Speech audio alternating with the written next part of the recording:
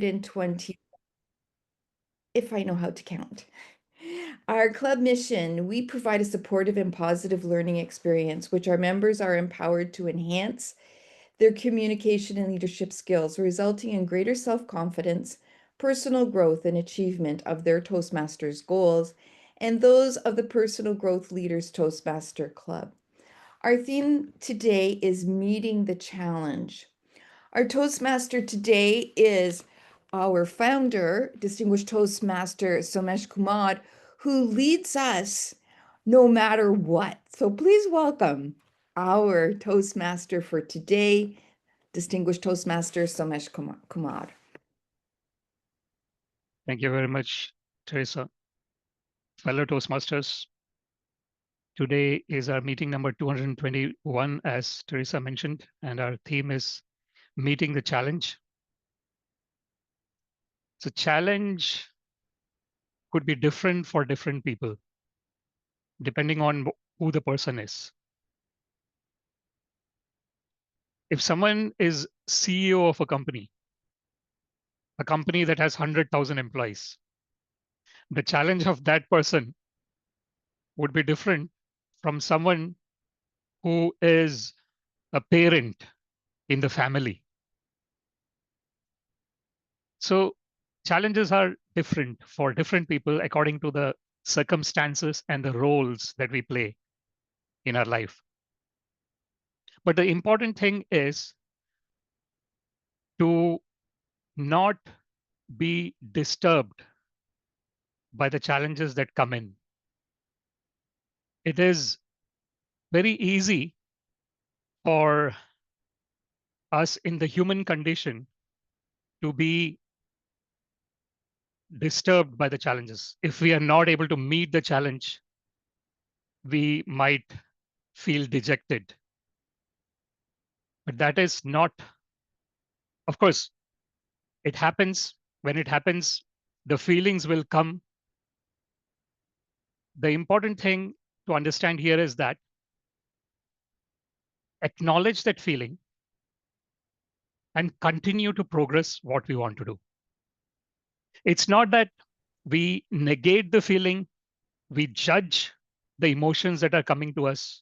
No, we just acknowledge it and then we move on. And that moving on is extremely important. So there is a saying, there is a quote which says that success is not final, failure is not fatal. It is a courage to continue that counts. A very amazing quote there. It's the courage to continue that counts. So we have to have that courage in order to understand that failure is not fatal. And this is something that, especially when someone in the student life, when they are facing a competition, for example, their whole attitude would be that my whole life is dependent on this competition. For someone who is really after success, someone who is really ambitious, and if they don't succeed in that competition or contest, they might feel as if the world has ended. But of course, that is not the case, right? There are so many things that happen. Sometimes there is success, sometimes there is failure. But despite having failed, if one can keep rising, that is the most important thing. And even in success, if one can keep one's humility, that is extremely important as well. Because as it is said in that quote, success is not final because there is continuously tests that happen in our life, and failure is not fatal. It is a courage to continue that counts. So with that, we would like to start the meeting, which is the PI, the prepared speeches, the impromptu speaking, and then our evaluation section in the end. We have two prepared speeches for this meeting. The first one by Anvita and the second by Isam. And then we have the evaluators later coming in, and we have our table topics master, Lillian, who has just signed up now. So huge round of applause, new member, and just amazingly. proactive in terms of whatever you're doing. Oh, and that goes to Tommy as well. So thank you so much for coming in and uh, being so proactive in terms of doing all these roles in the meetings. So the first speaker is Anvita Hegde. She's doing the speech from the Presentation Mastery Evaluation and Feedback Project 1. Project title is, the speech title is 110%, 110% Anvita Hegde.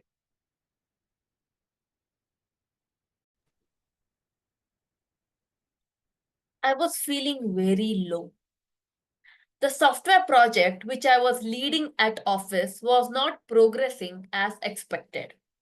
We had encountered a complex coding problem. To take a break from work, I went to a coffee shop near my office. "One cup of coffee, please," I requested. After a while, the owner kept a cup in front of me. When I looked at it, I was surprised. "Good day, Toastmasters." She had made coffee art. On the top layer of the foam, she had drawn a leaf. How beautiful! When I looked at the other cups, I realized that there was no coffee art in them. Has she drawn this only for me? As if reading my mind, the owner said, "You looked very lost and distracted today. To cheer you up, I drew that leaf. Hope you have a great day ahead." I was speechless. It was a touching gesture. She was not even my friend. I only went there occasionally. Yet, she had given that coffee cup her 110%. When I went back to my desk at office, I was feeling very energized. Her cup, for which she had given her 110%, changed my entire day. Now I was uplifted. I was happy. What if I gave my 110% to my work? Won't the course of my project change too? This thought made me decide to give my 110% to this project. From the next day onwards, I started going to research papers on topics which were related to my project topic. I also went and consulted other teams at my office to inquire what they did when they encountered similar coding problems. When my fellow team members saw me giving my 110%, even they started putting some extra work. As a result, the problem was solved. We completed our project 1 week ahead of the deadline. When you give your 110% at your workplace, the quality of work improves drastically. You also inspire others who are working along with you because of your drive as well as passion. I decided to give my 110% to my personal relationships as well. One of my cousins complained to me once or twice that her son was lagging behind in maths. One day, a thought came to me. I like maths. When I was young, I was excelling in maths. Why not teach her kid? That's why I started visiting their house once or twice in a week on a voluntary basis to teach him maths. After some time, he said, "Aunt, whatever you teach me, I can understand really well. My teacher at school is very fast. That is why I cannot understand." The root cause of his problem was his teacher. After knowing that, I decided to give some more extra effort. I also started teaching him through video calls. Gradually, his grades began to improve. The kid began to call me as his best friend for helping him out. The bond between my cousin and I deepened because I started visiting her often. Giving your 110% to your personal relationships will not only deepen them, it will also brighten their lives. Slowly, giving 110% became a habit. I began to do extra in small tasks too. For example, 2 days ago, I noticed a stubborn stain on one of my curtains. I had washed it 3 or 4 times previously, but the stain remained. This time, I decided to do something extra. I scrubbed it nicely to lighten it. Then I put it in the washing machine. When the wash was done, the stain was no more. When you start giving your 110% to all small tasks, you'll build up resilience. You can give your best to your bigger goals as well. You may have heard the phrase, if it's worth doing, it's worth doing well. Let me tweak it a bit. I would say, if it's worth doing, it's worth putting in some extra effort. Because giving your 110% will ensure excellence, which doesn't happen by chance. Excellence occurs because of dedication as well as consistency. Give your 110% to all the tasks, work related, personal relationships, small tasks, or even a simple jog. It will help you build resilience, overcome obstacles, and accept challenges in life. It will help you come out of your comfort zone and become extraordinary. Are you ready to give your 110%? Over to the Toastmaster of the day. A round of applause to Anvita for a very motivational speech. It's really interesting to hear the examples that you have given. There's a very nice quote here: the pursuit of excellence is a journey, not a destination.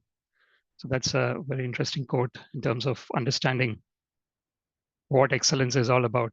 It's always a journey. And another important, interesting quote is, perfection is not attainable, but if we chase perfection, we can catch excellence. If we chase perfection, we can catch excellence. So another interesting quote. So now we go to the next speech of the meeting, which is by Ahmad Isam. It is from Effective Coaching Path, Reaching Consensus, Level 3 Project. The title is Marketing, and the speech introduction is, as a team, we are working towards achieving a marketing goal. Marketing, Ahmad Isam. At the start of the year 2025, my CEO gave a KPI to me in terms of sales. I need to achieve this target. The first thing came into mind was, what will I do? I have no idea about how to achieve this goal. Dear Toastmasters, what I realized was marketing is important to reach this target. The first thing what I did was call all the people that could help me. Number one, the marketing executive. Number two, my training administrator. Number three, the operational people who understands what's on ground. These people come from different backgrounds. Marketing guy or the executive is the expert in the digital, social media, and then how the analytics works. Training administrator. She knows in and out what are the training required, what are the training capabilities and everything. The operational guy, he knows what are the resources available and how and what can be provided in terms of training. So I felt that when I brought them to the same table, it was the best choice I made. But when I brought them and then discuss how are we going to reach this marketing goal or the sales target, each one had their own opinion. I thought this is going to be challenging. But then when I look at it, we started discussing one by one. The first one we looked into was how are we going to do this? Or what are the platforms we are going to be using in terms of marketing? Each one came up with a big list. LinkedIn, Instagram, Facebook, email marketing, open houses, visiting different organizations, and being visible all around. They said this is going to help. But then again, each one was saying that this is more important than the other. It was really important to listen to each one. So I gave priority, or I gave the chance for each to explain why they are saying it and why the other is disagreeing to it. It was not a debate, but everyone was trying to justify their reasoning. Marketing person was looking into how to improve the reach. The training administrator was looking from a human aspect, how to touch or reach people from that aspect, how to make it impactful. The operational guy was more concerned about the resources, how we are going to allocate these resources and achieve it. At the end of the day, I was able to gather all this information, and then we were able to agree on something common, that we need to reach as much as people as possible with whatever marketing strategy or whatever platform we are going to be using. We need to make it impactful, and then we need to have enough resources or something practical that we can do. So we decided as a team that the best way going forward is going to be, if we are using the social media, it is going to be LinkedIn, because that is where most of the professionals are. It is also important to reach, or we can also reach through email marketing. And then if we just invite a lot of people in and then show them what we do, the human impact, it could be really nice and impactful. The second thing that we debated was, what are we going to say, or what are we going to tell them in terms of content? Again, each one had their own views. But again, out of all of this, we came into common ground that we need to educate people what is out there and what are the things that we can do. We need to make sure that we are engaging people. We are having that dialogue with both of them and each and every one of them. We need to make sure that we are encouraging them to take the courses, take the training, so that we can reach that target. The focus was on all of it, using the correct platforms and saying the right things. At the end of the day, we were able to come up with strategy, what we are going to be using and how we are going to be using. As the marketing executive says, we are going to be using all of those digital marketing platforms. We are going to make sure that we include that human touch by inviting people to come over, have a look at what is available. We are going to reach out and make sure that we can do it in terms of resources. What we learned in here was we are going to have differences in opinion, but it's about listening, actively listening to all of it, reasoning out why we are going to be choosing it, and then agreeing all on the same things. So that's where we learned that consensus is important. It's not just about everyone getting their own way, but it's about having that collaboration and then coming into decisions by looking into the pros and cons of each of it. We are going to have our differences, but still it is important to come up with those creativity, accepting each one's opinion and moving forward. At the end of the day, we have come up with strategy. Now we are at the implementation stage. Hopefully, we are going to achieve that target. Back to Toastmaster of the day. Round of applause to Isam for an interesting speech in terms of marketing and reaching consensus. It's quite interesting.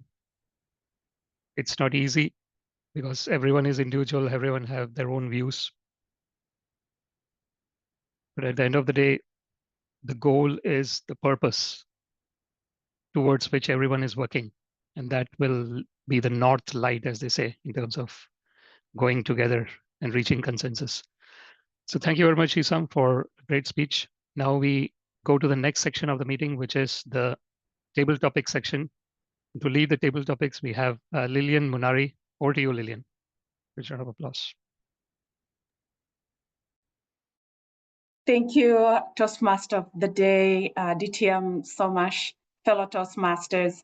On this next session, we get to practice our impromptu speaking skills, and which rhymes very well with the theme of our meeting today is meeting, stepping up and meeting the challenge. So with that, I would like to get a volunteer who will take the first question.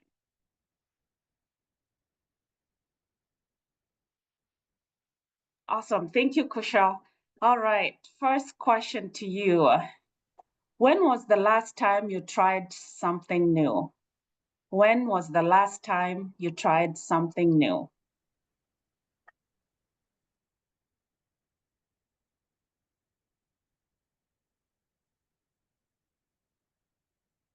Madam Topic Master, fellow Toastmasters. It's difficult to think of the last time I've tried something new, but I am looking at something I just built.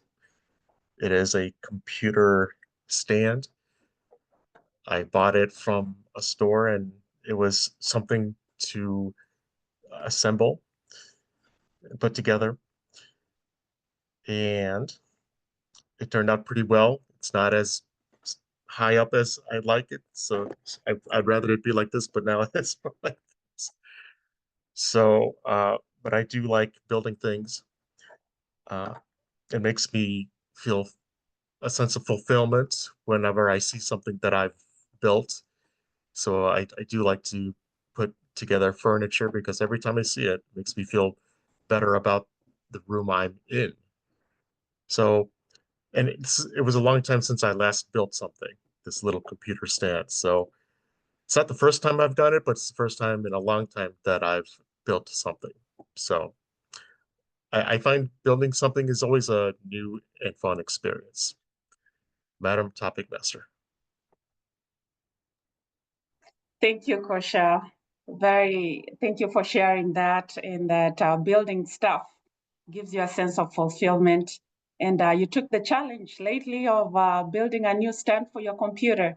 Sometimes we just have to go with the thoughts that come to our brain. You always think, I need this stand, and you never get to do it. But when actually you do it, thank you for sharing that you get that sense of fulfillment on seeing what you've built, and it feels really good to see what you built and how you can use it. All right. Second, do we have a volunteer for the second question?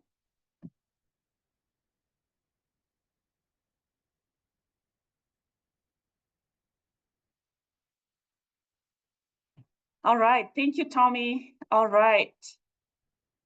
Question for you. If you had to teach something new, what would you teach? If you had to teach, no, sorry. If you had to teach something, what would you teach? Thank you, Madam Table Topics Master. If I had to teach something, what would I teach? I think the thing that could be most powerful to teach anyone is self-belief. because anyone equipped with self-belief is capable of doing anything that they set their mind to. As Henry Ford said, if you believe you can or believe you can't, you're right. So anyone with that self-belief could put their mind to whatever they fancied. Their wildest dreams could come true because the first thing, the most necessary thing, would be correct and in line. They would think they can do it. They would believe they would do it. And then they could do it. There's so many things in life that I could teach people, but really it's up to them as to what they want to do in their life. But without that thing, the core, the flame inside of them that can burn bright, they won't be able to achieve anything. So I hope one day I'll be able to spread self-belief, and through things like Toastmasters, I'll be able to get my thoughts over to other people of how fabulous they are and how capable they are. So something like Toastmasters, maybe this meeting itself can be impactful in me spreading the message of how people can do it. Thank you.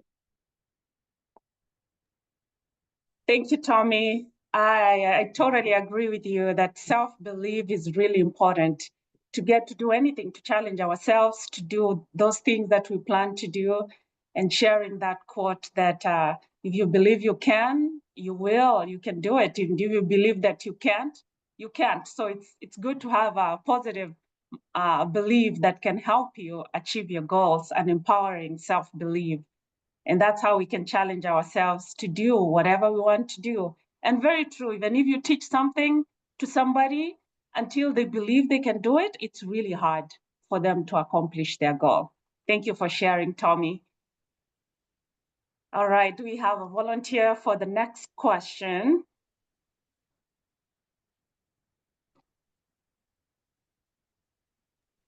Yeah. Sabria, thank you. Yeah, I'll do it. Good. Nice. Thank you for volunteering. Question for you. What life lesson did you learn the hard way? What life lesson did you learn the hard way? Okay. What life lesson did I learn the hard way? Wow. This is about my life, right? Okay. It is about listening to your elders. It was like 40 years ago that what would I say? Elope or I walk out of my house of my parents because I insisted on marrying a man who is like 30 years my senior, of different race, religion, and background. And that's the most craziest things that I did. And I realized that that's a very hard lesson to learn, because when your parents says no, they have good reasons to say no, right? But being young, you always feel that you are doing the right thing. It's your life, you know. Why should our parents dictate this or decide who we should marry or not marry? Exactly. So then I realized that when our parents say no, it's actually their experience, their knowledge, and the foresight that they see what we will face. So I realized that, and that's the lesson that I learned. And the marriage is over actually, and I walk out of it. I walked into it, I forced myself, and I walked out of it because of a few things that I realized that I was foolish. And I went on to my second marriage, which was approved by my family. They loved my present husband. They just love this guy. And it's proven that he's such a wonderful man, and I'm married to a wonderful, great guy. Because, you know, everyone knows that I had my medical challenges and how he took care of me. And I'm thankful for that. And I'm thankful and I'm thankful for the lesson that I learned the hard way, because it makes you a better person by you're facing the challenges and by owning up to it. And I believe the lesson will make you stronger. Thank you very much. Back to you, Lillian Table Topic Masters. Thank you, Sabria, for sharing that. Very true. Growing up, as young people, we listen to seniors, and we feel like they are not telling us what we want to hear. But as we grow older, we learn that they have wisdom, and it's good to listen. It's good to listen to seniors, even if you decide to go against what they advise you to, and but still it's good to listen to them and hear their perspective, and because they have the life experience that they can share with us, and most of them love and come from a place of caring. So yeah, I agree that definitely listening to others is a good life lesson that we can all benefit from. And thanks for sharing how your parents were willing to step in and give you the advice, and now you have a successful marriage and happy, and you learned. Yeah, I think it's definitely something that we can all take, learning to listen to our seniors, and even if we disagree with them, it's good to listen to them. Usually they have a knowledge and experience that we can all learn and gain from. All right, do I have time for a couple more? Yeah, okay. Anybody else wants to take on the next question?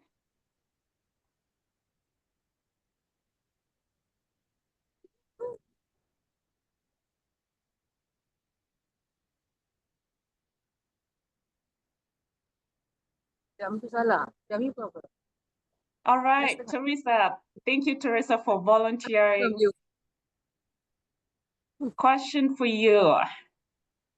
What can you do today that you are not capable of a year ago? What can you do today that you are not capable of a year ago? Babysit. A year ago, actually today, my son and daughter-in-law were leaving for France, and they thought it was important that her parents come from London, Ontario, which is about the same distance as I live from where I am right now, to babysit their two girls. Well, before they even got to the airport, one of the little girls was at the hospital. Nothing to do with the parents. It happened at school. However, with a lot of different episodes happening during the time that they were away, her parents decided they're not going to be the chief babysitters. So they didn't even come this time. However, they said, okay, you're on, Teresa. So I was like the backup babysitter. So this year, I feel like I've graduated now to being the official babysitter.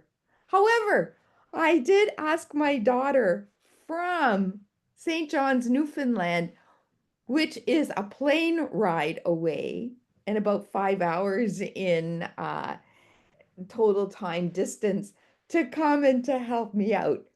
My son and daughter-in-law are laughing though, because they said the last time she was here, she didn't even do anything. So I might be on my own, and I'll find out next week if I have been able to do something different this year that I couldn't do last year. Back to you, Madam Table Topics. Thank you, Teresa, for sharing that. Very true. Sometimes we don't know what we can do until we are all of a sudden placed in that situation. And then you learn and you get along and you realize, oh, wow, I can actually babysit. I'm a good babysitter. Now it gives you confidence that next time you can take on the kids and you know exactly what to do. But it took that challenge, being put on the spot, and doing the job, and you did it well, and now you have the confidence that oh, I can actually babysit, something that maybe you didn't think you can do really well a few years ago. Thank you for sharing that. All right, do we have a volunteer for the next question?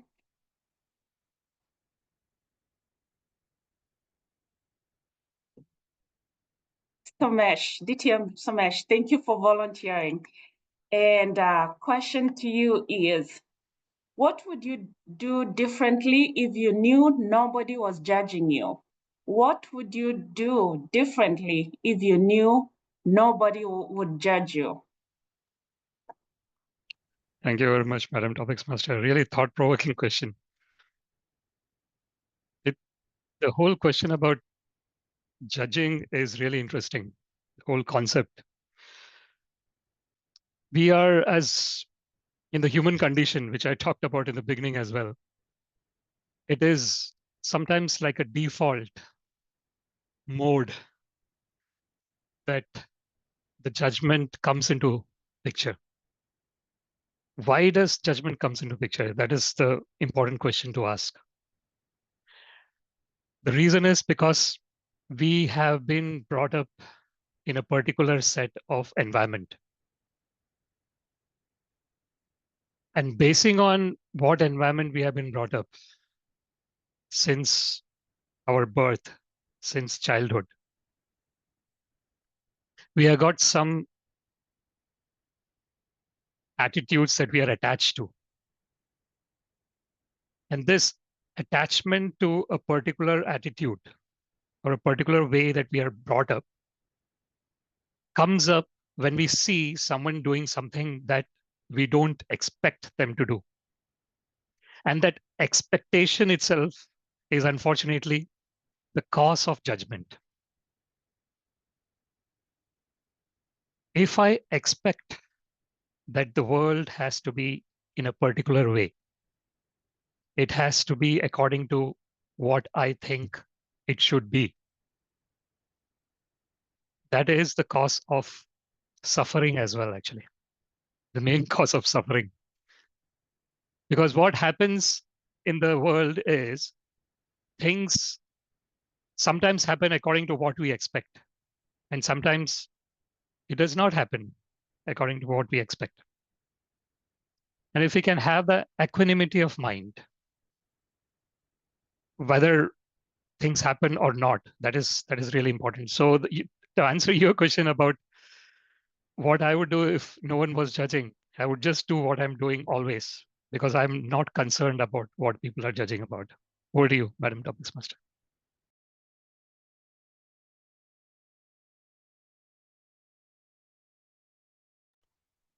Thank you so much for sharing your experience about why we care about what we do is because we care about how people are judging us, expectations of others, and that's the cause of why we are held back from doing what we want to do.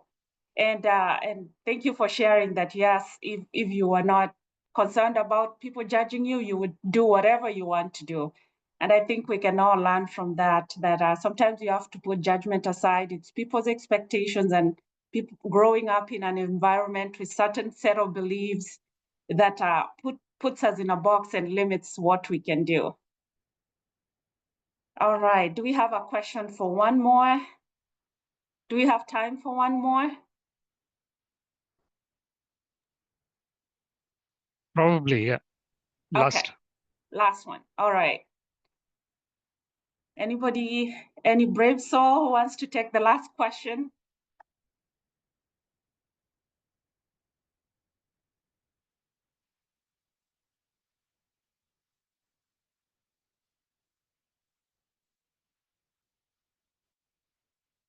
All right, thanks Ahmed for volunteering. All right, question for you is, what are you holding on to that you think you need to let go?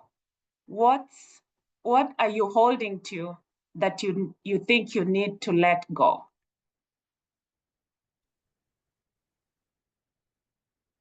In the past, it was limiting beliefs that I can't do it. I think believing that has helped me to overcome a lot of things, believing that I can do. Whenever I'm assigned with a project or I'm assigned with a goal, something tells me that, can I really do it? That self-doubt comes in and I start shaking, seeing the obstacles. But now I can see the opportunities. I look into the positives. I look into ways how we can do it. That's what I have to let go, the limiting beliefs, the things that hold me back. And everyone needs to believe in themselves so that we can move forward. Because anything, if we believe, we can do it. It's about the choices we make. And then having that visibility, what we can do, and looking ahead, what is going to help, how this is going to help us to reach to the next level. Every time you look back, you see that each of those things or each of these opportunities you have taken has helped you to grow. So I think that is the most important thing. If you want to grow, you need to believe. You need to let go of those limiting beliefs. Back to you. Thank you. Thanks, Ahmed, for sharing that. That's definitely something that we can all benefit from if we let go of limiting beliefs. And thanks for sharing that. Definitely, that's something that affects many of us from reaching our goals and being the expressing our potential and doing what we can do on our purpose here on earth. If we could let go of our limiting beliefs, it's surprising how much we can do and how much potential that we have. What a great way to finish our table topics. And thank you everybody for participating. It was a challenging table topics, but everybody stepped up to the plate and challenged themselves and gave really good responses. And I learned a lot. And thanks everybody for sharing. Now I'll pass it on back to our Toastmaster of the day, Somesh. A round of applause to Lillian for an amazing set of topics, thought-provoking ones. And it's always good to have those kind of topics because it brings out something that will benefit everyone else, the audience. So thank you so much for sharing, having those set of topics. Now we come to the last section of our meeting, which is the evaluation section. And to lead that, I would like to invite Teresa Carolyn, DTM, to please lead the general evaluation section. Over to you, Teresa. Thank you very much, Mr. Toastmaster. When I was a brand new Toastmaster, I was always afraid of feedback. Learn now that feedback is going to move you forward. To start our evaluation session, we will have two evaluators evaluating our speakers today, and then we will have our reports. So please welcome our first evaluator evaluating Anvita, Ahmed Sukri, Distinguished Toastmaster. Thank you very much, Madam GE, and well done on the pronunciation of my surname. So I'm going to evaluate first speaker, Toastmaster Anvita. It's been a pleasure after a long time to listen to you speak. And the level 1 speech from this pathway is a nice example of how a person can challenge his or her own style of speaking and try to receive feedback and work on this feedback and to make his next speech or her next speech even better and more effective. And today, the 110% speech is a clear example and a good minefield to work out the kinks and try to find ways to make it better next time. So in this speech, Anvita, you shared with us a few nice personal stories, and all of them were inspirational and very motivational. And I liked how you started the first speech with a story around a coffee shop. I also like coffee, so latte art is something that I like and always aspire to get those messages from the baristas. And then you moved into the next story or snippet with the teaching one of your family members, as all of them are tied into the most important lessons of giving more and trying to challenge yourself and to achieve better result and raising the bar for the next most important achievements in your life. Now, in terms of giving a speech in the form of snippets or short stories, it's a good thing. It's an impressive way to deliver a message. But it also comes with some challenges, because when you give more than one long story in your speech, you kind of keep us wonder, where exactly are you going with these short stories? Because we have a very limited memory span as speakers, as listeners. So most creative speakers, they bring one anchoring long story, and they try to keep the characters to a minimum so we can remember each side of these characters. But I still feel that your small stories were diving into the purpose of your speech. Now, your challenge for next time is in vocal variety. The way that you enunciate your words, the way that your voice is leveled in a certain way is a challenge for many speakers, because vocal variety can make or break many speeches. And although you try to insert some of the characters, the young girl, the barista, and you actually stepped into those characters, you still have a challenge of really varying the pitch of your voice. It's not the volume, it's not the rate, it's the pitch of your voice. Because if you change the pitch of your voice, it'll really add an impact to your overall effectiveness. Also, remember, when we tell personal stories, we need to involve the audience. Because if you don't involve us very early in your story, we will feel as if you're giving a monologue of your own life story. So you need to tap into our shoulders and get us into your stories. The best way to do it is to ask have you questions. Have you ever been through a life situation where you faced a challenge? These two small tweaks will make your next speech more effective. So all the best of luck, and back to you, Madam General Development. Thank you very much, Ahmed, for your excellent feedback. And I believe this can help everyone in this group. So pay attention, involve your audience, and vocal variety. Thank you very much, Ahmed. Our next evaluator evaluating ISM's speech is Distinguished Toastmaster Kaushal Gupta. Thank you, Madam General Evaluator, fellow Toastmasters. Ahmed, you chose to speak on reaching a consensus, and you chose to talk about an experience in which you led a non-Toastmasters group toward consensus. I liked how you talked about the group in terms of their roles. One person was marketing and one person was operations. And you spoke about the particular concerns that these people had. The marketing person was focused on impact. The operational person was worried about resources. And you talked about the conundrum you faced in that each person had a plan, and the plans were all somewhat similar, but each person thought their plan was the best and should be the one chosen. So how to solve that conundrum, how to build consensus. And so you talked about the goal of maximizing each impact. You talked about the things you ultimately decided to do, like using LinkedIn and email, engaging in dialogue, encouraging people to take courses and training.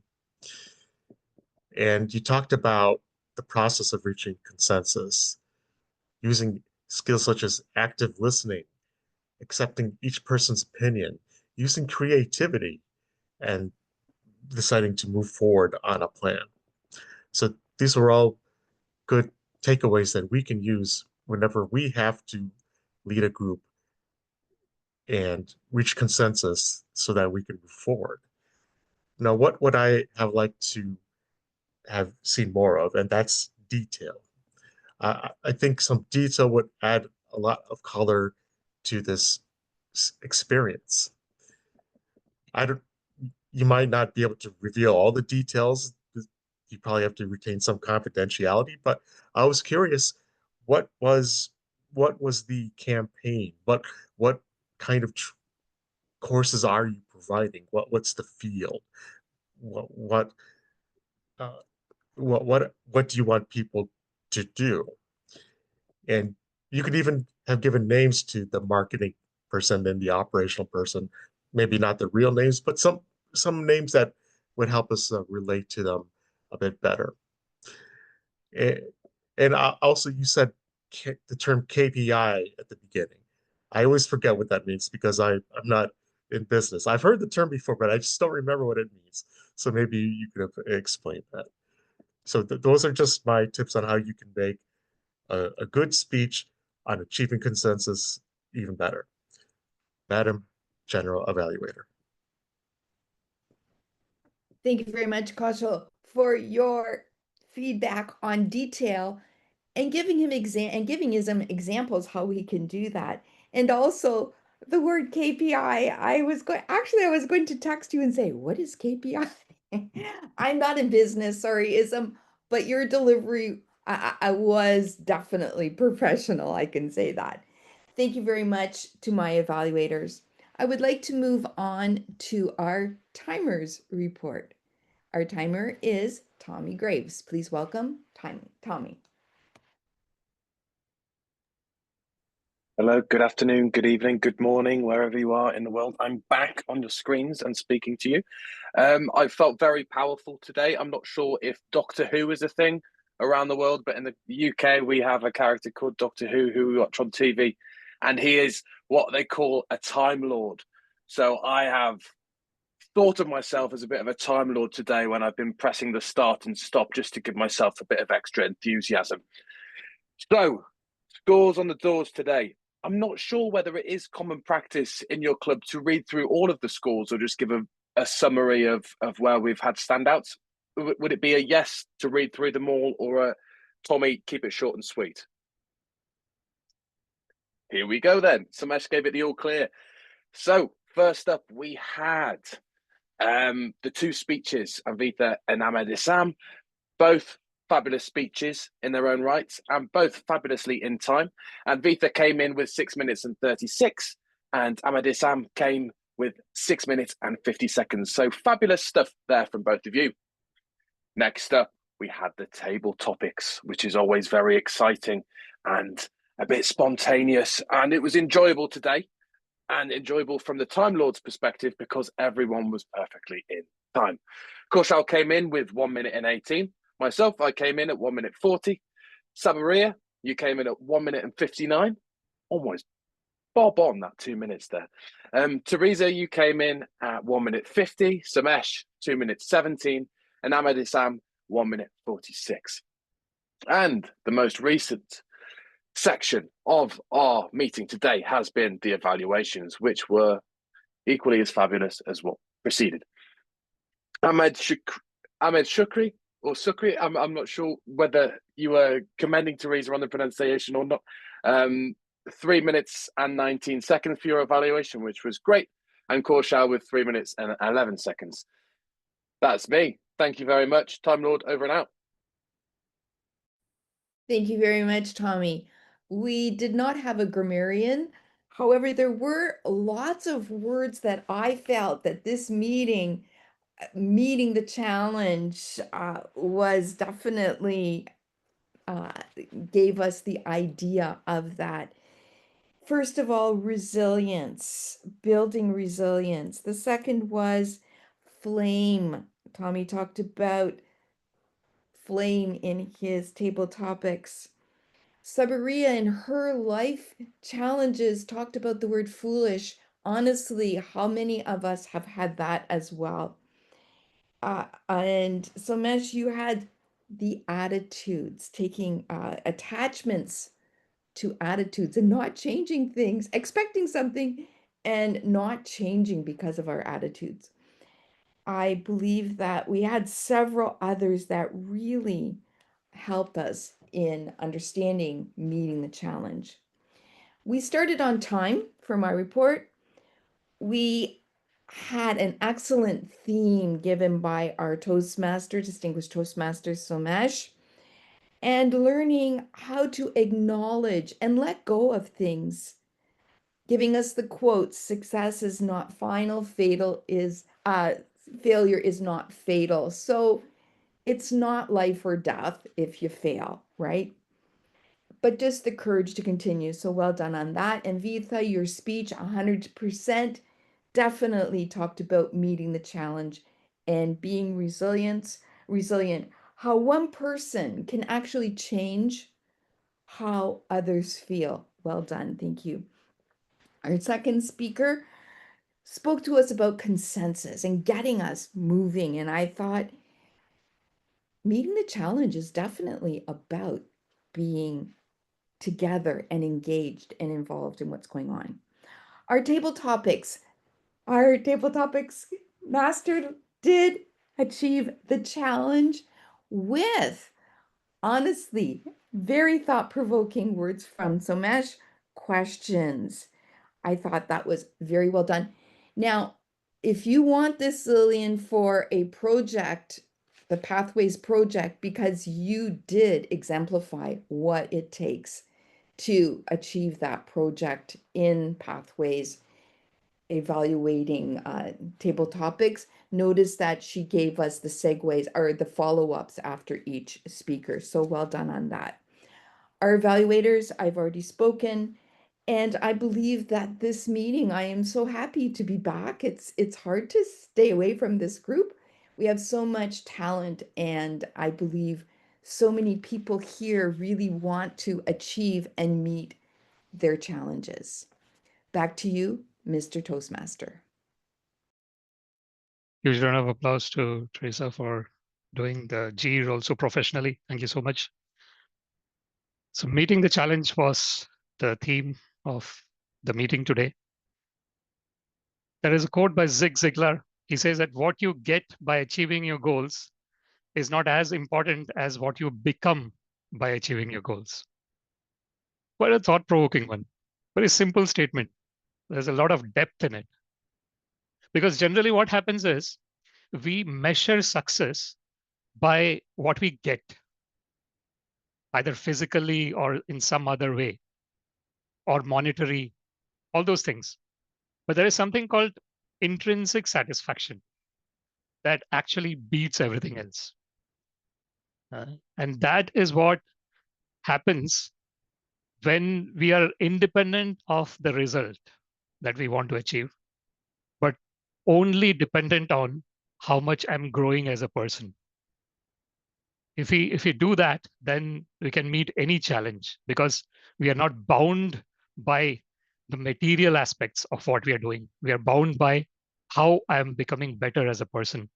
So with that, thank you so much for your time today. It's been a great meeting and it's been great learning from each other today as usual. Thank you so much. I'll declare this as closed now and I'll stop the recording. Thank you. Odo?